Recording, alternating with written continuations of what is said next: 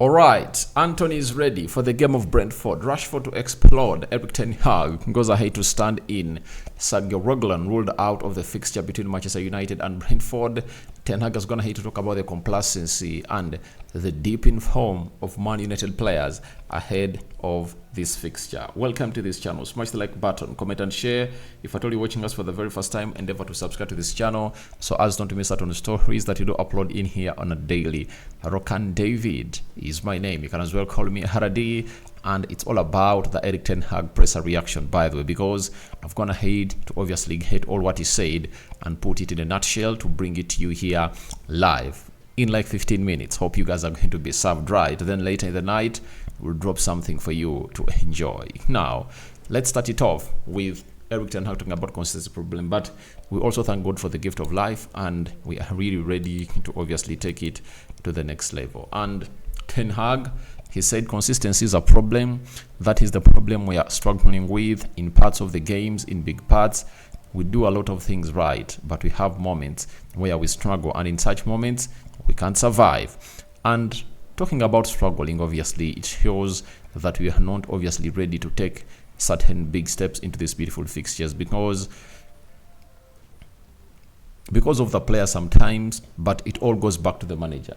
As I told you, it all goes back to the manager because the manager doesn't really want to do certain things right and is not getting them right, according to me, because if you are having Sofian Amrabat and you're playing him at left back for 3 consecutive games and it shows it's not working out, yet you know to eat that games of football one hand also in the midfield, then why don't you get Sofian Amrabat and put him in the double pivot alongside Casemiro and then try to put another player wide right or wide left to obviously act as a fullback, not a right back, because the moment you really conceal the midfield, there is no way the opponent's obviously going to go ahead and really go or past you. That is it. And that's something that Eric Ten Hag has not gone ahead to realize. But I believe he realizes it early enough before things go from worse to bad, because it's always good to see to it that we win this game and we're going to the international break when we've gone ahead to really win this beautiful game of football. Then Ten Hag said we need to do right things,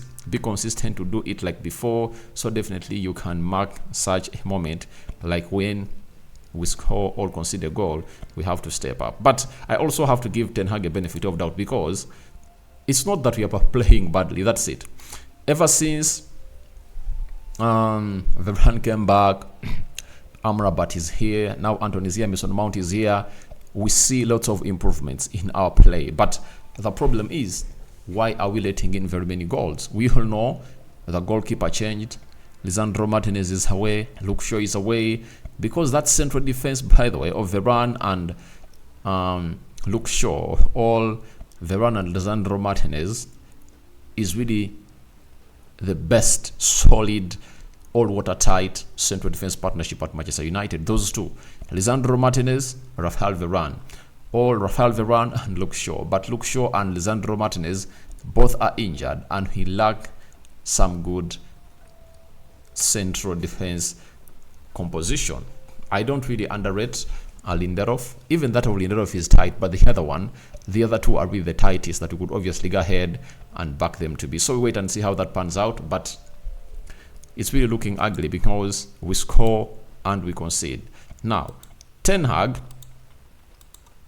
was asked on fixing problems within the team. He said it's difficult, but you do research and look at it. We've spoken about it, how we can improve, and we make some agreements about it. I think it's more about one factor. Concentration is one, but there are other things. Concentration levels, yeah, I really believe it's a huge factor, because what shows that you're concentrated is all about knowing what to do in the right time. If at all you fail to do something in the right time, then you cease to really make sense. For Manchester United, in most of the games, we go ahead, and after going ahead, the players cannot protect the lead. They cannot protect the lead. Yet last season, we obviously had certain games like that of Barcelona. They went up. I think it's we first went up. They equalized at their stadium. They even went up again by 2-1, and then we found an equalizer. When they came to Old Trafford, he went up in the first half.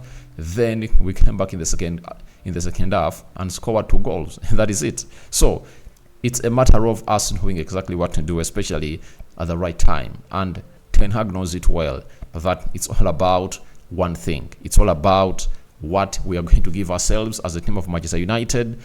And these players should obviously know what to do after we get a lead. Control that ball, hide it, because we have players that can hide this ball. Lindelof, Varane, Dalot, Casemiro,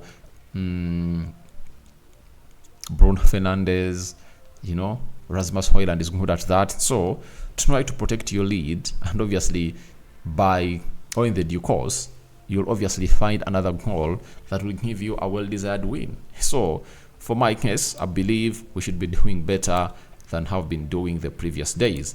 Then he talked about dropping of levels, and this was his stance. We've dropped the levels and we have to get back to those. There are reasons for that, but still it's not acceptable, and we have to fight against it.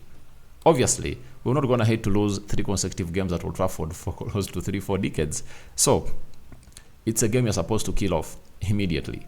The moment we face this side of Brentford, we need to give them a beating of their lives, that will go down in history as one of those games that Manchester United used to obviously come up and really what we call bounce back. Because before you reach 10 games, that means you still have a chance to obviously create magic and go to where you deserve to be. For example,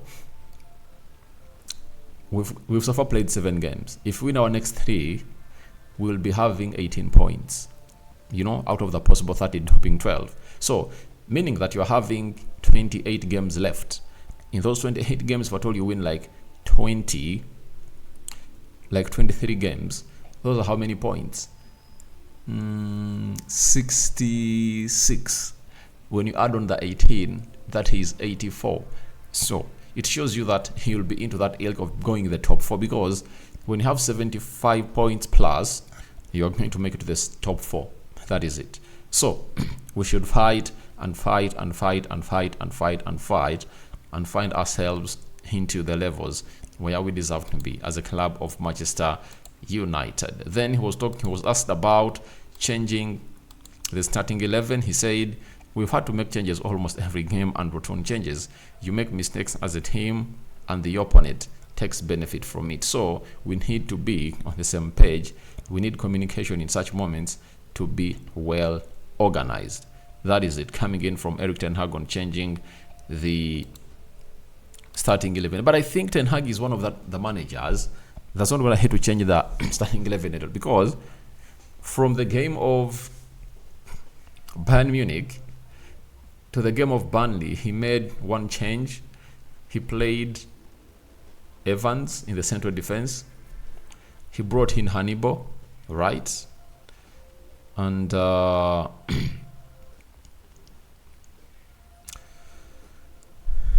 I think those are the changes he made.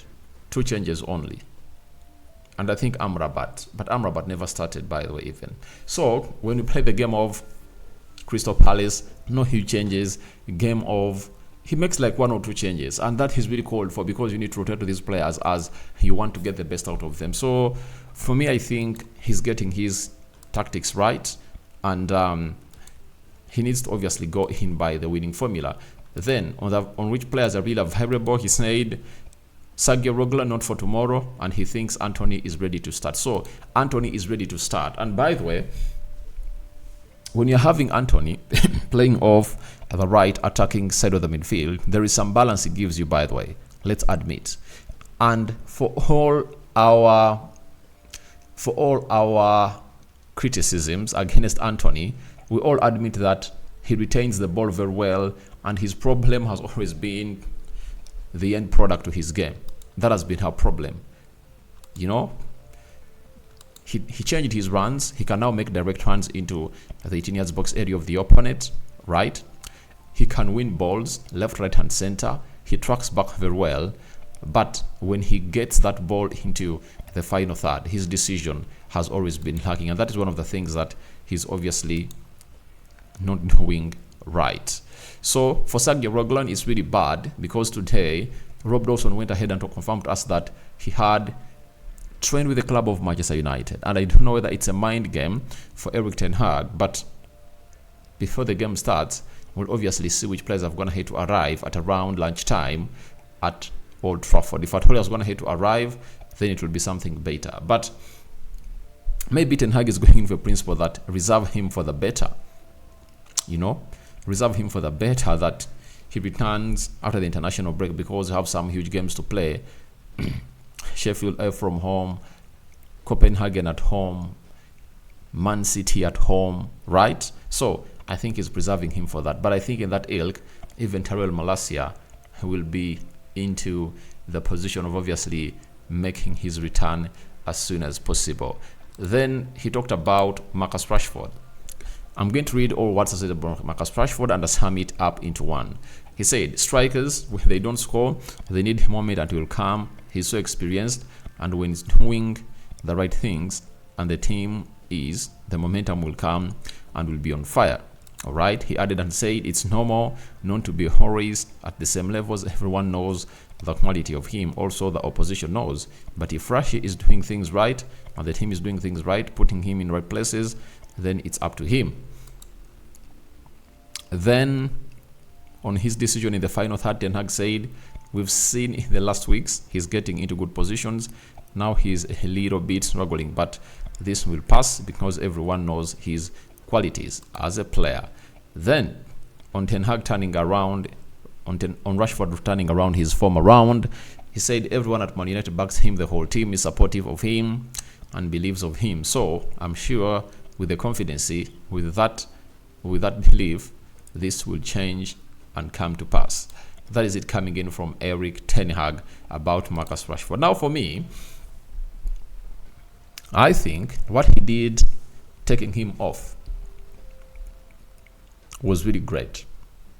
And he now knows that there is another player that coming through and obviously make fans even forget about you, because when Garnacho came off the field of play, the excitement was really huge from the fans of Manchester United, and it was like Marcus Rashford had not even played a part into our first goal that we scored, So I think that is obviously going to poke him into a situation of really acting at different levels that he has never gone ahead to act at. That is Marcus Rashford for you. And he just needs obviously to do what he did in the game of Galatasaray. Let him not think of shooting fast. He should think of putting in a cutback cross, of finding an easy pass. He positions himself very well into space, and a player of United will release him, because we all know that Rashford is not good at obviously having a good skill set, but all what he does is when he's in transit and there is space ahead of him, he can obviously kill off any team. That is Marcus Rashford for you, and that's what Ten Hag is calling in for. Obviously, for him to find a pass, an easy pass, and then he positions himself in better positions, and then he gets released. That is it. Nothing more. So guys, thank you very much for watching through. Tell me your thoughts about Antony ready, Rashford to explode, Reguilon out, into the comment section. What do you make about the Erik ten Hag presser and his thoughts about the game you're going to play against Brentford? I'm going to return with what the manager of Brentford really said about Rasmus Højlund as so much in fear of the informed Danish international, 20 years of age, and is firing all cylinders at the club of Manchester United. Rokan David remains my name. I sign out for now. See you later, and may the living to God bless you abundantly. The Muslims, Barakallahu Fikum.